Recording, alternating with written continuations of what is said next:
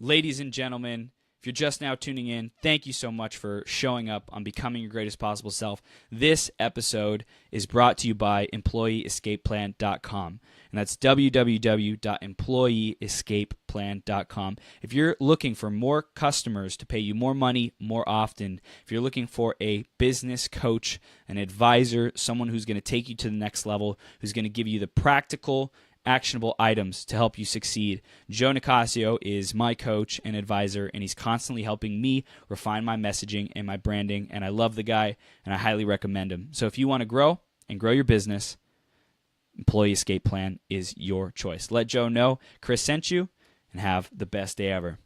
Now for the man of the hour, Bob McIntosh.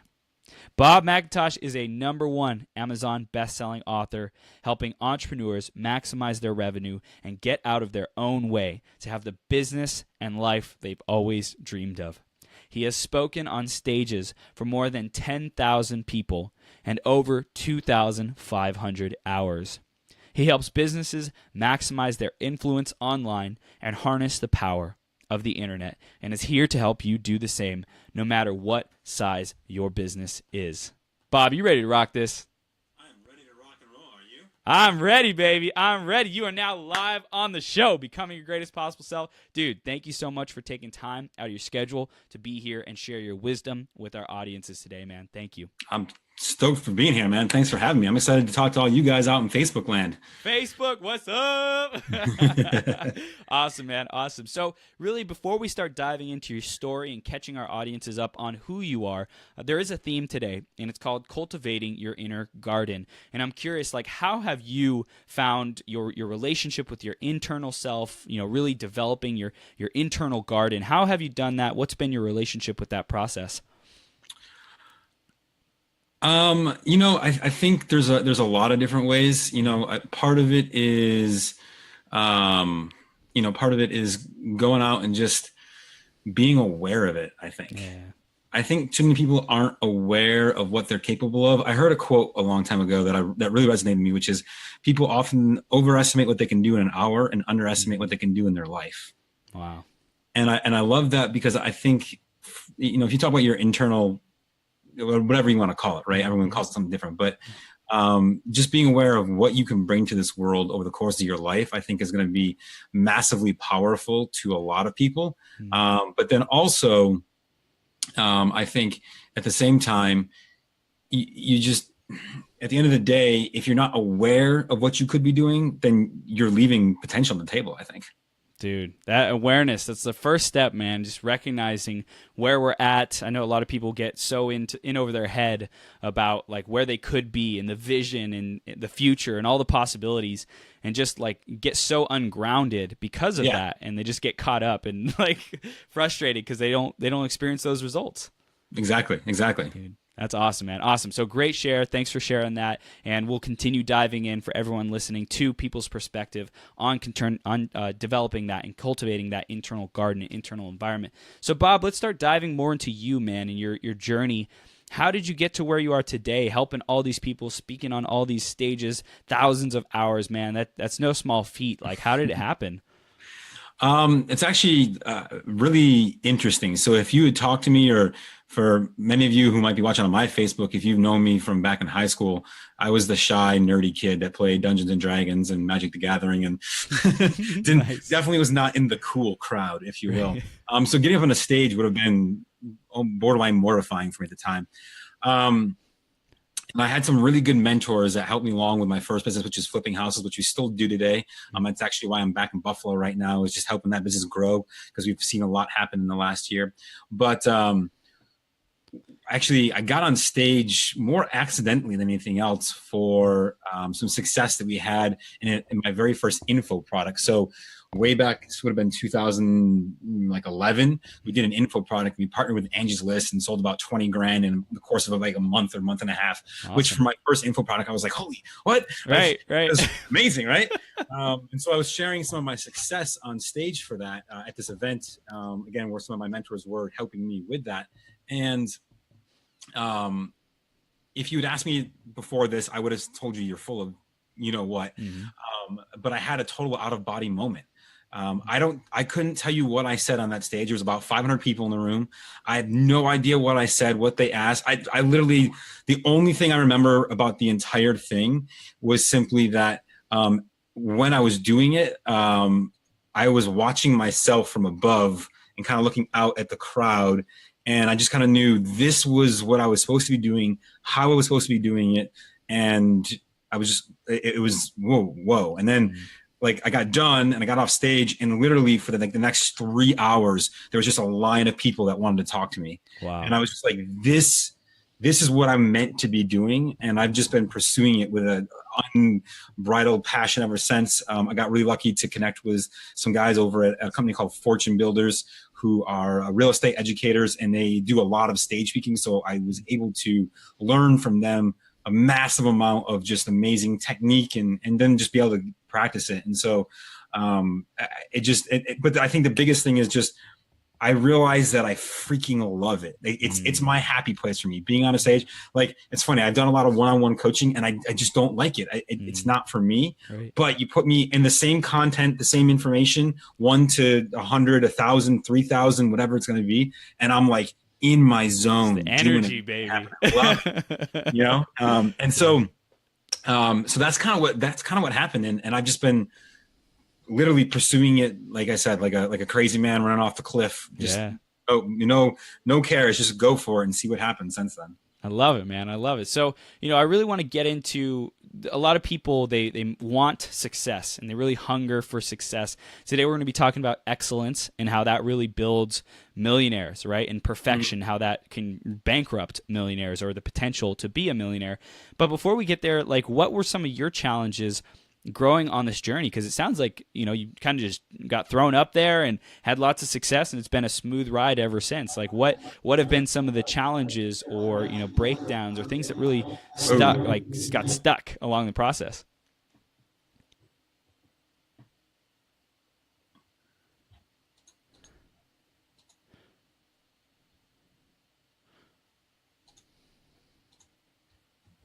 Sorry, are you still there? Yes.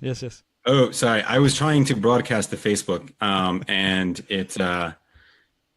your audio was looping back and forth, so it just like freaked out on me. So sorry about that. I've done that before. Trust me. Yeah. So I'm gonna apologize to my audience. So guys, if you were watching, sorry. I can't. I don't know how to get both working, and I want to focus on this interview and not do that. So we'll just go live. So what was your question? And sorry, I kind of lost you as it looped through, and it was just like, yeah, it's all good. So the question is, what is it that got you stuck? What hurdles did you have to overcome?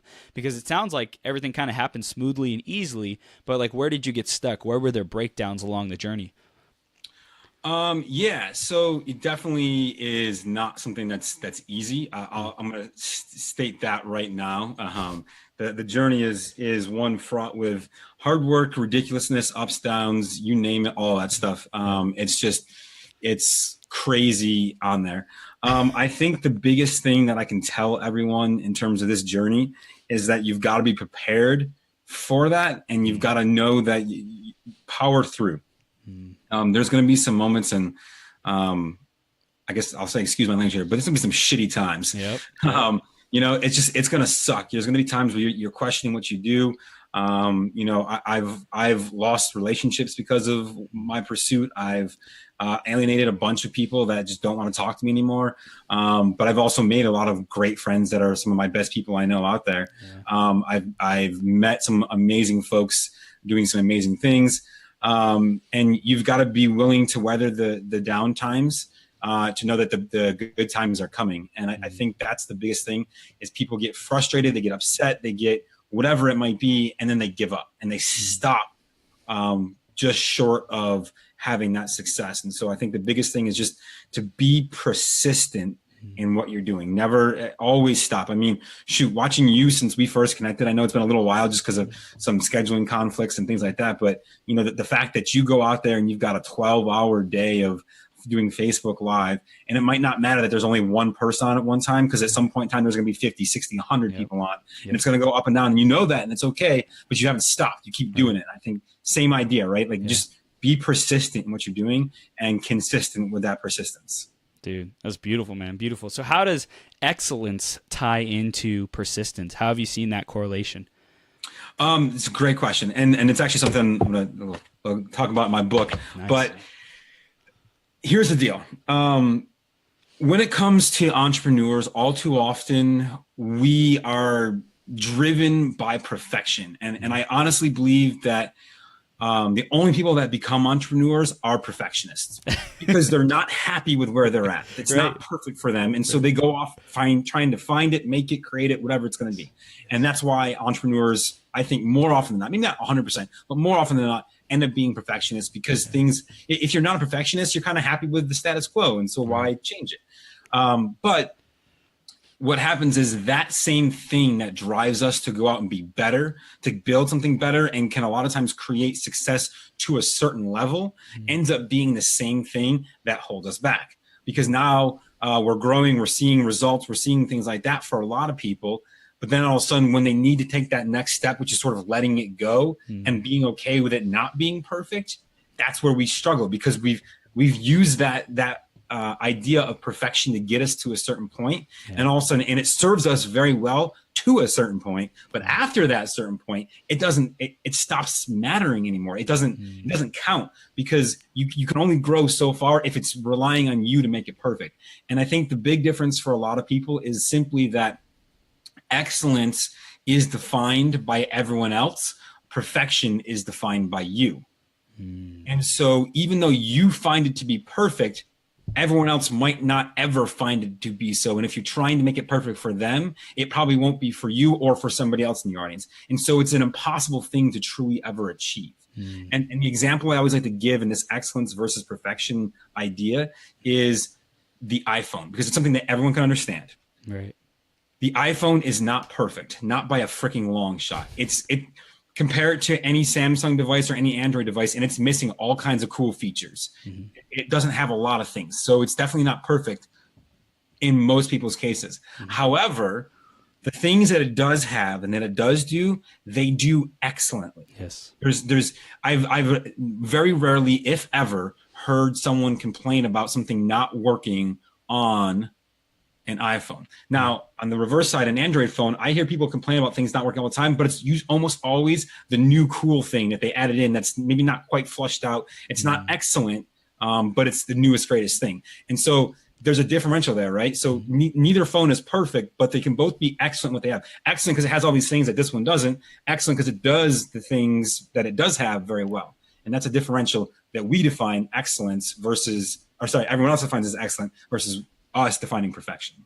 Wow. So do you think like Steve Jobs, when he was creating it and the Apple mentality, do you think he was out to create products that not because he seemed like almost like a perfectionist, right? Like he seemed like a perfectionist in how all the stories about him, but do you think he was really more caring about that end user experience and the excellence of that experience? I think that's a great point, right? And so when we talk about someone like Steve Jobs, and there's going to be people I think that kind of maybe are exceptions. He might be one of the few exceptions to the rule. But here's the same thing too, right? There's all kinds of crazy stories, and how many of them are true or not, who knows really? But I let's just say that they all are for a minute, just because he was crazy enough to do this stuff. So why not? The stories that sound crazy are probably true because they're crazy, right? Right. The differential is this, right? The difference between excellence and perfection, I think, is a very thin line, right? It's a very, very thin line that we cross over at some point. We don't always necessarily realize it because something can be excellent and still not be perfect. I mean, I think if we look at what he's building and what he was looking at things, he wanted to be perfect by his mind. But I would say that more often than not, the thing that was put out wasn't necessarily exactly what he envisioned or said. It just got to a point where it was perfect enough, AKA excellent. Yeah. And that's when we stopped. And that's when we said, okay, great, let's put it out there, because it's better to have something out there than to just sit here for the next 10 years building the iPhone that never comes out. And then someone comes along with, think about it, right? Compare today's iPhone 8. Is that what we're on? iPhone 8, I think it is now. I think the 10. The X is the 10, but oh, that's right. The X. That's right. I'm an Android guy, so I'm an iPhone. But it's a great example. So I love it, right? But if we look at iPhone 1 versus iPhone, X, the 10, right? The iPhone 1 is crap. Right. It's terrible. It's like, why would I, you know what I mean? But at the time, Yeah. it was excellent for the time. And I think that's something people get, excellence will change over time. So even if you're not perfect, that's okay. And it's a very thin line. The problem is most entrepreneurs get caught in trying to make it perfect or not recognizing that there is a line that they need to stop at and say, bam, this is it. This is where we stop this at this point in time. So how do you create a quantifiable line, a quantifiable, measurable place to say this is excellence and beyond this is perfection? So the best way that I found so far in talking to not only from my experience, but also, for when I was writing the book and a lot of that, I was doing a lot of research with 7, 8, and 9-figure business owners. So, if someone who's got a 9-figure business says this is what worked for me, I'm going to listen because that's legit in my book. You know what you're talking about. It's a track record. Right? I think the big thing is understanding time output for perfection differential. And what I mean by that is, how much time will it take me to input into this thing I'm working on, this feature, this benefit, this whatever it is, whether you're building a software, whether you're writing a book, whether you're doing a podcast, doesn't matter. You could be building a website to making a set of headphones to whatever. What's the time that's required for me to put in, and what's the actual value get out? And at some point in time, as you grow your business, you'll understand that your time has a dollar value. And if you've crossed the 80-20 threshold, and we hear this all the time, right? But if you have to put in 80% of your time to get out 20% of the dollars with that thing, then it doesn't make any sense anymore. No. It doesn't matter what that one thing is. It's never going to be worth it from a time input versus dollar output standpoint. And so just understanding that 80-20 rule, if you've gotten 80% of the way with 20% of the time, that's good. Now, let's quantify real quick that we're talking in the sense of entrepreneurship. Right. This is perfect. And if you're a doctor watching this for some reason, no, this does not apply, right? Like, get it right, get it perfect. Like, leaving a cotton ball on a guy is not going to cut it, right?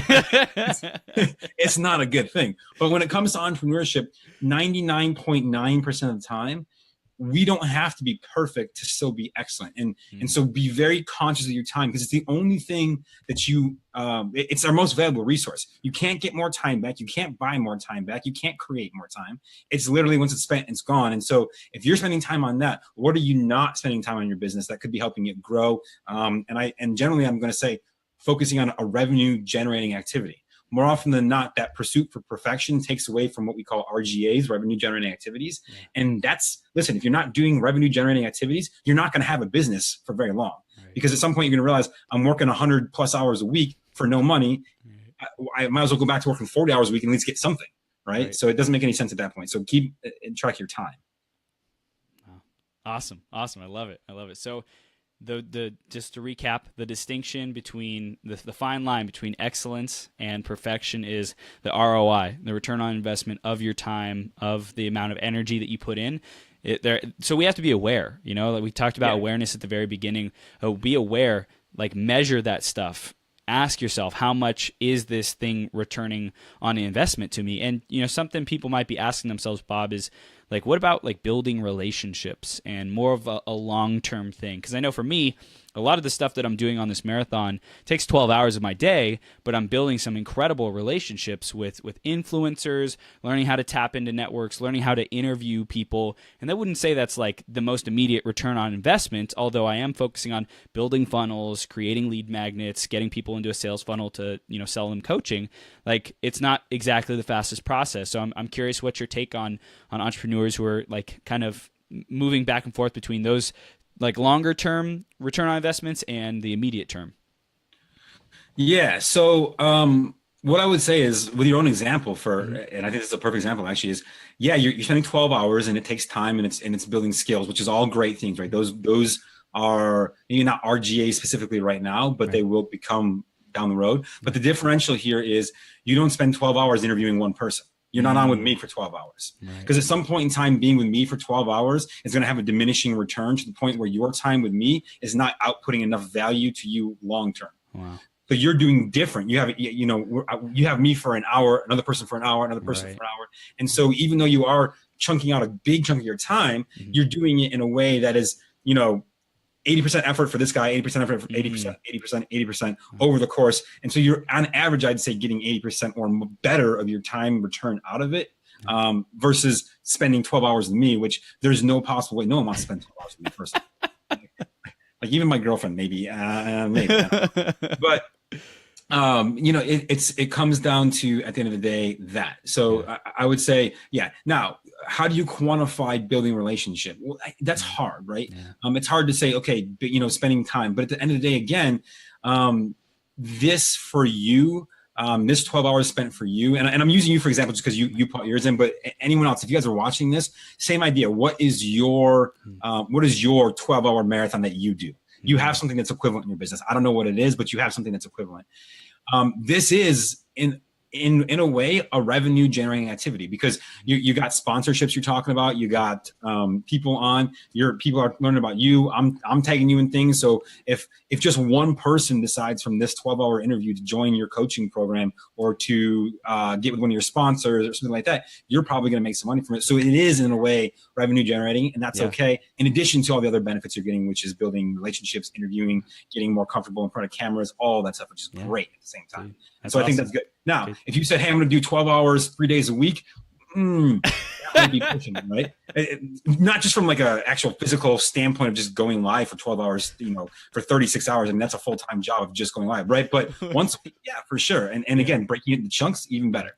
Yeah. Cool. Great example. So how else have you seen excellence being demonstrated in these bigger level companies? You said you've studied 7, 8, 9-figure businesses. How else do you see excellence showing up in a way that, the company culture or how they produce results, the mindset? How else do you see it showing up? Yeah, I mean, I think there's a lot of ways excellence can show up, and I'm going to kind of refer back to my book here just for a quick second. So cool. One of the ones that's in here, and I just want to show it real quick. And this is the very first one I talk about in the book. And that is identify your core values, right? So your core values. And what do I mean? What do I mean by core values? Well, there's a lot of things. So one of the things that I've seen the most successful companies that I looked at and that I've been a part of, been in, whatever, my journey includes being an actual employee for 6+ years, is having a set of core values. And a set of core values is, this is how we operate. This is what we do. This is what we believe in. This is how our employees are going to be. This is what we expect our customers to live up to. This is all of these things. And when you set forth that set of core values, and by the way, when I say core values, I don't mean, something that I printed out and put on the desktop for my employees and said, "Ooh, look at me, I got core values," right? No, I mean like literally eat, breathe, sleep this stuff. This is who you are, right? So for example, with all the people, and I have a bunch of different companies, and my core values are very similar across all of them. Nice. A lot of them are the same for each one of them, and then there's variations based on what the business is doing. But one of them for me is always do what you want, but get it done. And what that means for me, for example, is quick backstory. I worked for my dad's company for a long time. So he had his own company. He sold antique auto parts for Fords from the 1909s to the 1970s. It's about as niche as you can possibly get. And it was actually my dad and then his two brothers, my two uncles. And there was one day specifically, I remember this happening. I had a hair appointment scheduled, which is literally across the street from the building. And I get over there for my haircut, and she was behind. So she couldn't see me in my 1-hour lunch break that I had. And so she's like, hey, she's like, listen, if you don't mind, she's like, basically she offered me a discount if I came back at like 4:00 instead of noon, because she knew that like having me not there would allow her to kind of get back on track for the rest of the day. And I said, okay. So I only took like a 10-minute lunch break then instead, and just basically just ate real quick and then went back to work, whatever, and went at 4. Well, my uncle comes back later on and basically rails on me for like 15-20 minutes about how inappropriate that was and And I was like, and I'm sitting there and I'm like, it's not like I pieced out for an hour, then worked for a few hours, then pieced out for another hour and didn't right. Like I got just as much work done. It literally didn't impact anything. And actually I ended up staying late that day just to catch up on a few things that I'd started and then needed to finish before I went. And I was like, And to me, it made no sense. Why are you getting paid? Yes, you're paying me per an hour, but I clocked out. I went and did my thing and I clocked back in. So it's not like you were paying me to go get my hair cut. You didn't lose any productivity. If anything, allowing me the freedom to have that would have made me more productive, because I would have been more likely to stay later, and because I would have felt good. Yeah. Right. So for me, one of the things I always have is, listen, if you work for me, I don't care where you are. In most cases, there's times when you need to be certain places, but I don't care where you are, what you do, as long as you get it done. You need to be at home because your kid's sick. Great. Take a day. You're sick. Great. Don't bring that to me. I don't want your sickness. Right. I like working from home more often than not. In fact, that's where I am right now, is I'm at home. I think so that's again one of my core values, and the reason I told that whole story is just so you understand. For me, that's where it came from. So it's literally a part of who I am at my core. It's not just something that I say. I honestly, truly believe that. I don't care where you are, what you do, as long as you get it done. Now, if you're someplace else and you're not getting it done, then we're going to have a conversation, and that's no good at that point in time. I'm not going to be okay with that. But things like that. And I think people, one of the things that will make you excellent is having core values, but not just having them. Live, breathe, eat, sleep your core values. Your employees should as well. If an employee that you have, or someone, even if it's a 1099 contractor, it's a VA that works for you, I don't care who it is, someone who's working with you in some case, if they're not in alignment with these core values, gone. Yeah. They're either not working for you, they're not fit for you, they need to be gone. Because in addition to all this, you need to make it known, this is my core values. Yeah. And when you do that, this is something I don't think people do often enough. When you put out there, this is what we are, this is who we are here, not just what we say, but this is how we eat, breathe, sleep, function, and do this business. There's going to be some people that'll go, not for me. And that's good, because I don't want those customers in my business. Because if they don't believe the way I believe, we're never going to get along. I don't care how much money they're worth. I don't care how much they might bring me. I will ask my number one top producing client for my business if they're not in alignment with my core values, because the money doesn't matter if they're not in alignment with me. But you know what will happen is the few that we lose that way will gain in 10x fold the people that are like, yes, this is my guy. I get him. I'm with him. I want to be a part of this. Like, doesn't matter what Bob produces. It doesn't matter what he says. I'll buy it because it's Bob and I believe in this. Yes. And that's what we're creating, the core values. And when you do that, people will, because they're believing with you, it really doesn't matter what you put out. If it's not perfect, it can actually be the crappiest thing you ever put out there, but they'll love it because they love who you are as a company. And therefore your thing, product, service, whatever it is, becomes excellent by default to those people, even if it's not necessarily the most excellent thing on the market or whatever. And I think that's something that people don't realize. It's just, again, because excellence is defined by everybody else, not by us. We can create excellence outside of our product with our people. So is there a process that you go through to draw out people's values? Is that in your book, or is there any recommendations you can give us right now to really focus on those? Is there too many values, too little values? Like, how do we find those? I think there is definitely too many and there is too little. What is that number? Somewhere around 4 or 5 is a good ideal number. Anything less than 3, not to say it's bad, it just, that's all you got. Like, that's all that's important to you is 1 or 2 things. But don't have like 50 either, because if you want your employees and the people in your and again, I say employees a lot. And by the way, guys, just to quantify, when I say employees, I'm defining employees specifically as, actual W-2 employees that might work for you. It could be a VA, it could be a 1099 contractor, it could be the guy who comes in and does graphic work for you every once in a while. It doesn't necessarily have to be an actual employee, but the people that you work with, if you have too many, they're not going to remember all of them, right? Because remember, these are your things that you define. You're just finding people that fit into that mold with you. Yeah. So if you have 50 of them, they're going to be like, right? Like, try to remember all that. But, so I think around 5 is usually a good number of core values to have. And by the way, core values can also a lot of times be defined as company culture. So how are you doing your company culture? Same general basis, just a little bit different wording. Instead of maybe like 1, 2, 3, 4, 5, it's here's a statement of our culture versus a bullet point list. Awesome. Cool. And then we just draw that out looking at our lives, like what's important to us. We just ask, I know for me, something we do at Burn It Up Coaching, we create a statement of purpose, and we also ask about our values, right? What's the vision, mission, strategy, etc. We also asked about values. And I know for me, I put like a lot up there, and it's probably why I haven't been sharing them as much. Why I haven't been like, this is who we are, is because I put so much up there. I was like, these are all the things that I like, and I want to narrow that down. So how do you know like which ones are the most important to you to like put up on there that are worthy of putting there? That's a great question. So how do we know which ones are worthy of putting up there? So I mean, I would look through them and I would say, which one of these or which 5 of these or whatever it is are ones that you're just like, yes. Yeah. Yeah. Like you, yeah. Like, if you're like, yeah, I like that. No, it's not one of them. Wow. Right.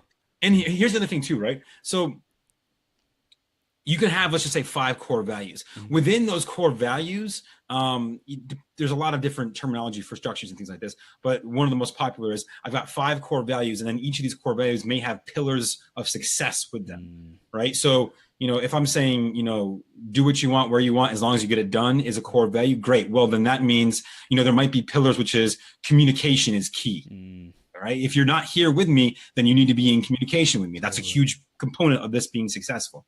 I might say that, so communication is key.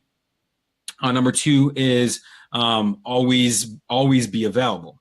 So what that might mean for me is, listen, you can be wherever you want, however you want. You don't have to be here from 9 to 5. You can set your own hours, do all that. But if I need you to be available, not necessarily 24/7, but listen, if I message you and it's important, or I call you and it's important, I expect you to then to get it done with, accordance. But also realize that I'm not going to call you and demand something get done unless I actually need it to be done. Right. So you can have these pillars and maybe take some of those other things that you have and build them as subcomponents of those core values. And when you have a lot, don't necessarily expect that all of your people are going to remember all of the pillars and all of the pieces of it. But as long as they remember those 5, the longer they stay with you, the more those 5 get engraved, or whatever it ends up being. And they'll understand the pillars of it that go along with each of these things as you go along. Awesome, man. And then, by the way, I'm going to issue you a challenge, and I want to see you post those out there. When I want to see you narrow it down, and I want you to tag me in the post. I want to see what your core values are. All right. This is how we do it, guys. By the way, if you're ever on a podcast, throw a challenge at the person that's doing it. Usually they're like, "Wait, what? Hold on, hang on. Bring it on, baby. Bring it on." So we value challenges. I like being pushed, man. Accountability is critical in this business, especially if you're a solopreneur, you're rocking it by yourself. If you don't have accountability in something, ain't going to happen. Dude, that's a great next point. I'd love to dive in. How do you find accountability works for you? How have you created structures of accountability? And for people out there who are still like, they find that they're not doing what they said that they would do. They're not, doing what's expected of them, what they know they could have. Like, how do they get that accountability boost? Okay. It's a great question. I'm going to answer it. And then if you're cool, I'm going to actually issue a challenge to everyone watching right now. Let's do it, baby. All right. So number 1, obviously you have your business, you have your goals, whatever your goals are. I don't know. I don't want to say I don't care, but set your goals down, write them down. So step 1, if you're watching this live on the replay at any point in time, or if you're listening on the podcast, whatever it is, wherever there's a possible place for you to comment, I want you to comment right now we're here at the end of 2018 or 2017 coming up on 2018. What's your top 3 one-year goals for 2018? Comment them in the Facebook Live below.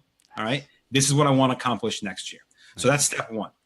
All right. Step 2 is you got to find yourself an accountability partner. So here's going to be my challenge. If you commented below, wherever it is, if it's on the podcast, if it's on the Facebook Live, if it's on Chris's website, doesn't matter where it is.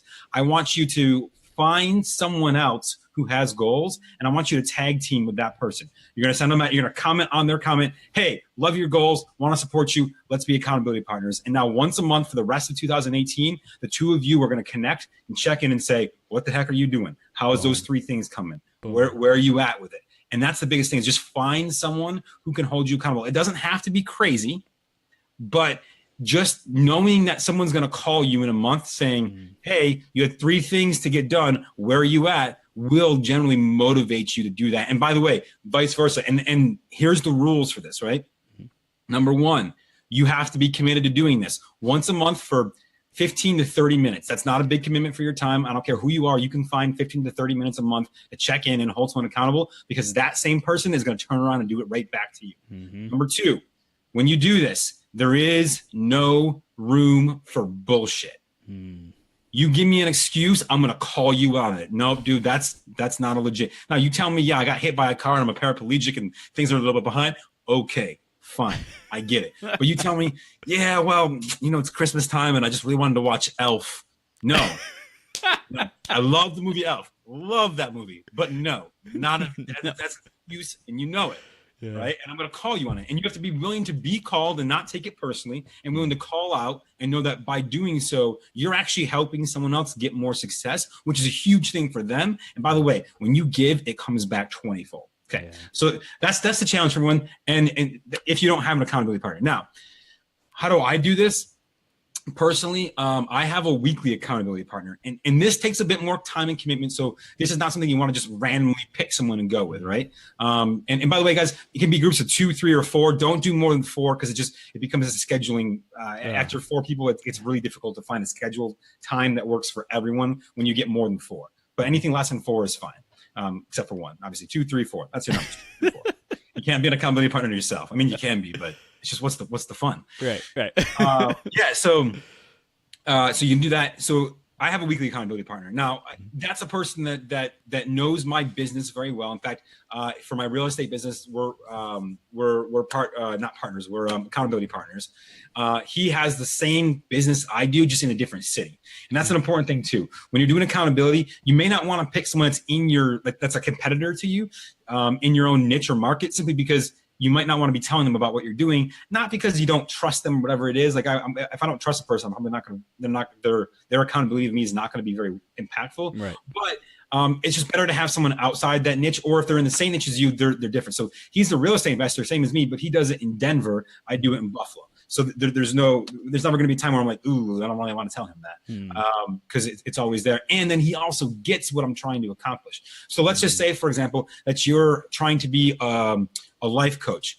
Great. Well, what's your specialty? Are you getting goals done? Are you feeling better about yourself? There's, find someone else in the life coaching space, or just find someone else in the coaching space. It's not a life coach necessarily, that understands the coaching model, but wouldn't be a direct competitor to you, and set up weekly accountability. I know people that do daily.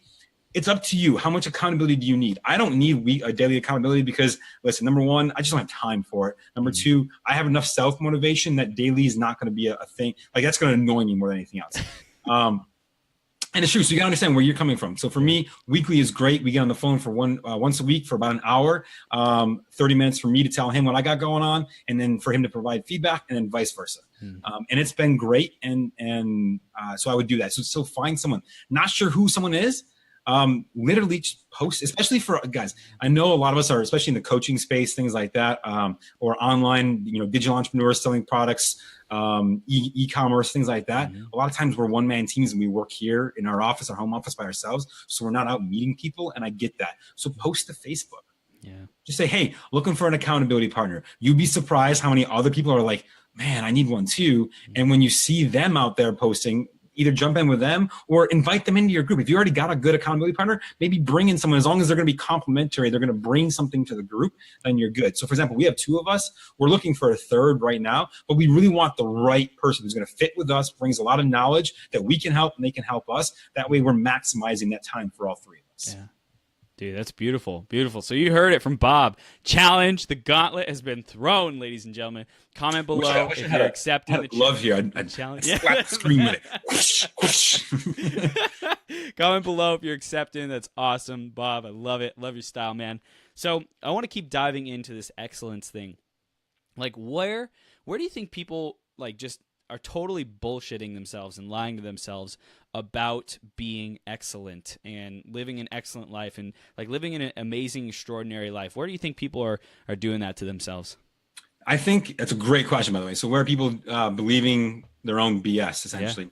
Yeah. And I think the number one thing that people do is that they tell themselves they're awesome, or that their product's awesome, or that what they're doing is amazing. And I'd be willing to bet, in fact, I'd throw money down that if we were to just go out there and find someone who says, I've got the best this, and I were to poll their audience would not agree.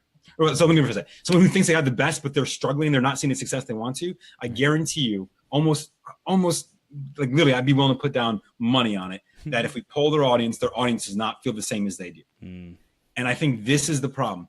Excellence, and this gets into it, right? So when we're in our perfectionist mindset, we're defining perfection, and then we assume that if we've achieved it, or that what we have out there is excellent, is perfect, that it's also excellent. And it's not always the case. It might be, but it's not always the case. And this is, I think, where people they believe I call it the Kanye syndrome, right? Which is, I'm the shit. Ain't nobody can touch me, right? I should have gotten the award. You shouldn't be getting it. I'm the best person out there. You should give me it. And it's like, nah, your stuff is good, but it's not great, right? And so I challenge each and every one of you guys, if you're not seeing the level of success that you think your product should be getting you, then usually there's only a few things that are the problem. Number one, it's not what you think it is, which means your audience is either not resonating with it, they don't get it, they don't see the value, or whatever it's going to be. Number two, you've got a marketing problem. No one's seeing your stuff, in which case your thing might be excellent, but your marketing is not. So you got to apply the same idea to your marketing now instead of your product. Or number three is simply that whatever you have, there is no need for it. It might be excellent, but there's no need for it. I had a great conversation this morning with my friend Mark, who essentially built what would be equate to like the Amazon Fire Stick in 2007. Think about that for a minute. 10 years ago. Wow. That was like Netflix was just kind of coming out. YouTube was sort of new, right? Right.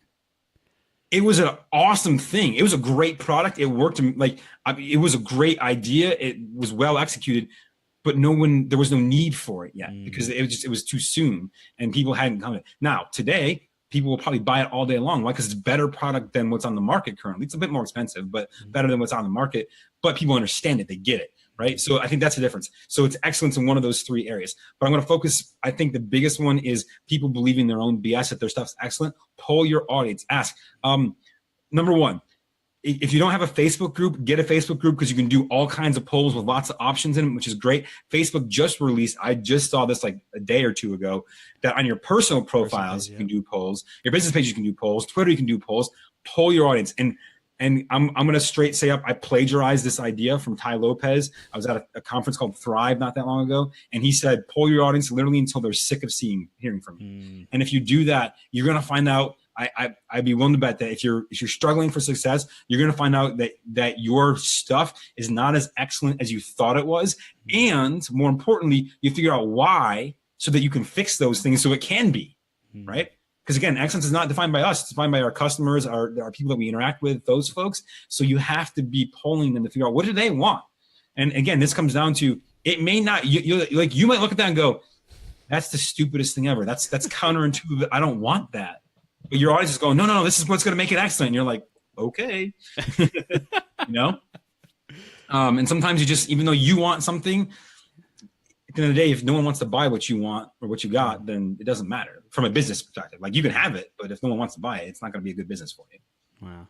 So that goes back to the whole awareness thing, right? Like, when we're aware of like what's going on and not deluding ourselves, not lying to ourselves, and we're checking in with the marketplace, we're checking in with our own energy levels, with our values. All this stuff is really, awareness is a huge component of success, of creating our reality, of winning, especially in your eyes.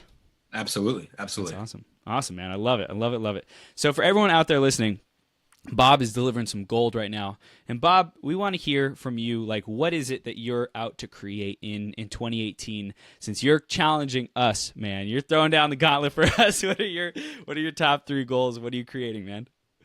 So for me, I have a lot that I'm working on.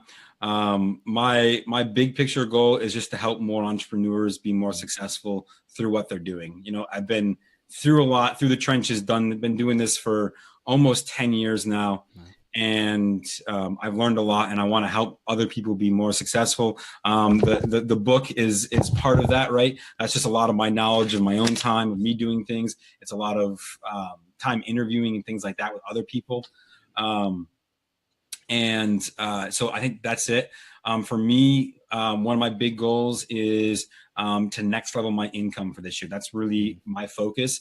So I want to break 200,000 in personal income. Like what I actually, not my business revenue or anything like that, just what I personally take home in a year. That's one of my big, hairy, audacious goals, because that's a huge milestone for me to hit. And so that's where I want to get.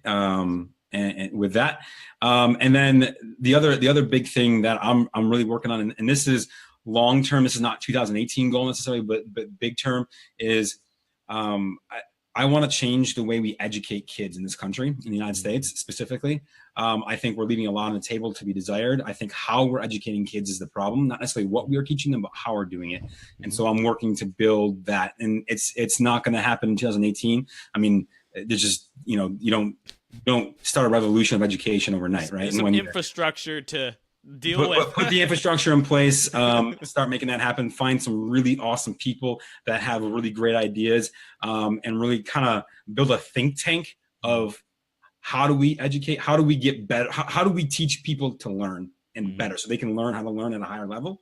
Yeah. And when we do that, diving directly in, taking that and then being able to test it and go from there. But it all starts at the end of the day with mindset. And that's what this book is all about, is mindset and just getting yourself out there to make that happen. Dude, you've been teasing us with this book the whole time. Tell us what the book's title is and like what it's about. Yeah. Sorry. So the book is called Get Out of Your Own Way. Okay.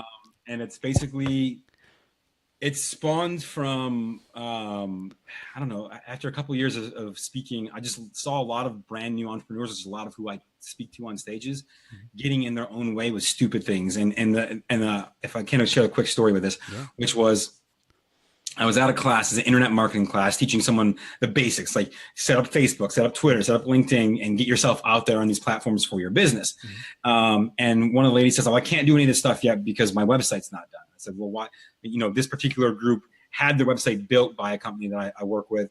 I was like, "Well, what do you mean your website's not? We did it for you, so why is it not done?" She's like, "Well, I don't have my logo on there." I was like, "Okay, let's get your logo on there." She's like, "Well, I haven't. The logo's not perfect yet." And I'm like, what do you mean? You're just, who cares? Just get it out there. It's like, and I was like, well, wait, you've been doing this for like 7 months now, right? She's like, yeah. I was like, so you haven't even launched your website, which we built for you because your logo's not perfect yet.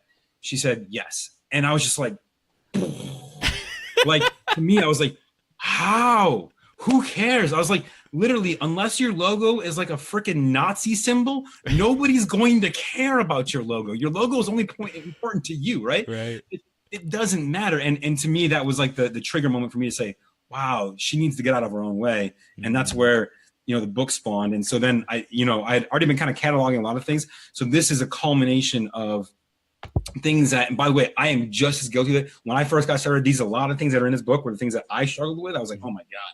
Like now I'm like, why did I do that? But at the time, it seems like the right thing to do because we get that perfectionist mindset tells us it helps us feel comfortable that we're going out there trying to be perfect, but you don't need to be. So it's all about. I got a quick question for you about that. Yeah. I've heard people say that when you write a book, what you put in the book is like your public accountability to the nth degree, right? Because like if you aren't living the principles in that book, it's like out of integrity, like hard. Then why are you writing the book? I mean, so if you look, right, it's a short book. It's only about 100 pages. Yeah. And there's only that many chapters. Every single one of those chapters is in there because it was something that I was like, yeah, I did that. So you can be assured that this is not just me going, yeah, this sounds a great idea. It's like, no. This is real. This is stuff that I dealt with that, again, 6, 7, 8, 9 figure business owners, they've all done these things too. Like everyone struggles with this stuff, which is why it's in the book. And by the way, I made it short, consumable chapters. It's only 100 pages. So you can, I think the longest chapter might be like 7 pages or something like that. So like you can just get through it because I get that entrepreneurs a lot of times have ADD. So like, yeah, off to over here, right? Like I get it. We're all like that. It's fun. So to do that. I actually, if you're cool, I have a link for them to download a free chapter from the book if they want to. Absolutely. What is it? So you can go to my website. It's thebobmcintosh.com/GPS. Ooh. Your greatest possible self. Ooh, You know, Chris, we're hooking you up, free chapter. And it's what we talked about, the excellence over perfection chapter, which honestly, I think is one of my favorite chapters in the book. Maybe not the most impactful chapter, but one of my favorites in terms of just hands-on things that you can take and implement right now to start making your stuff excellent in your business. I think, so again, thebobmcintosh.com/GPS, take you right there. You can download it. I'm going to ask for your email. I mean, that's what we do. But come on, it's the 21st century, people. Exactly, but it's free, totally free outside of the email, delivered right to your inbox immediately. So look forward to anyone that wants that. Feel free to do it. Obviously, you can pick up the book on Amazon, or that's the easiest place, both on Kindle or hard copy, whichever you want. And feel free to reach out to me if you got questions, problems, running into things. I'm on every social media platform in existence. Just look for Bob McIntosh. I'm the only one with bright freaking red hair. You cannot miss me, I promise. And I'll be happy to answer and help you guys out however I can. Dude, awesome, Bob. So I got a quick question for you, man. We're beginning to wrap up, but what do you really want to be acknowledged for, in how you show up in the world and in who you are, man?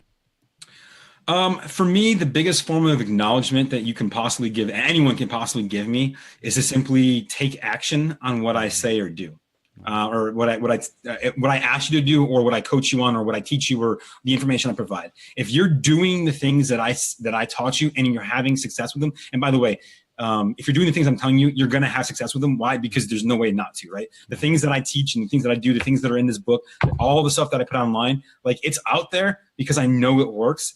That's one thing that if you follow me, you see any of my stuff, you watch any of my hundreds of videos that are online, anything, I guarantee that if you take action on what I teach you, there's no way you won't have success with it, simply because it's been designed to do that. And there's literally no other option. And so, the biggest way you can acknowledge me is simply to tag me in your success and say, this is what I did. I just want to give you a shout out to Bob to say thank you for pointing me in the right direction, showing me how, whatever it was, even if just, you saw my hair and you're like, oh my God, his hair is amazing, so I got to go do something in my life. Perfect. Like, I don't care what it is. That's the biggest compliment that I think I can get from anybody, is just knowing that I helped you succeed in some way, some form, some fashion, building a better business, having a better life, whatever it is for you. Oh, dude, you're so about people, Bob. You really want people to succeed, and it's proof. The proof is, like, hey, take action on this. See the results yourself. Like, I don't care what happens to me. Like, you get the results. Like, here, it's for you, And I love that about you, Bob. So, dude, thank you for coming on today and sharing all this gold. And for everyone out there listening, definitely follow Bob. He's up to big things, and go get his book. Get out of your own damn way. Love it, man. I love it, dude. Thank you so much for coming on, and I'm sure we'll be having you back on as future progresses. You get more success, all that good stuff. And dude, thanks for all the support and who you are for the world, man. Yeah, Chris, dude, first and foremost, thank you for being flexible with me and working on my schedule to get me here, dude. And I want to acknowledge you for a second. And by the way, guys, this show's kind of, no offense, been about me the whole time, but let's just take a second, pause, and say, this man right here, Chris, is doing 12-hour freaking Facebook Lives. Who else is doing that out there? Nobody's doing that right now. That takes a serious level of commitment, a serious level of wanting to give to each and every one of you on these lives, on the podcast, on the replay, on the video, on the website, wherever you're watching this. It doesn't matter. So, Chris, I want to acknowledge you for, first and foremost, having the audacity to do something like this. Honestly, I don't even know that I would have the audacity to do it. I do a lot of things. I think it's amazing. And I want to acknowledge you for just allowing entrepreneurs like myself and everyone else that's on today, and all the other ones that you've done, to kind of get a moment in the spotlight to share ourselves. I think it's huge. I truly, honestly believe with all my heart that if you give first, it will always come back to you tenfold down the road. So you are a very giving man to take of your time in this way and make it happen. So I appreciate you for doing this and letting me on. It's been an honor to be here. Thank you, brother. Thank you. Let's make 2018 the best year ever, baby. Yeah. And seriously, one last call out, guys. Yes. I want your goal. I'll post my goals below. All right. I've already got an accountability partner, so don't pick me as your partner because I've already got too much going on. But I want to see your goals. And by the way, guys, I'm going to read every single comment for goals, and I'm going to push you guys. I'm going to respond to all those comments. I can't wait to see every single comment there below, guys. So do it. Freaking do it. Let's go. Do it, baby. I love it. Awesome, Bob. We'll see you soon, man. All right, man. Thank you so much. Have a great day, buddy. Take it easy. You too, man. Take care.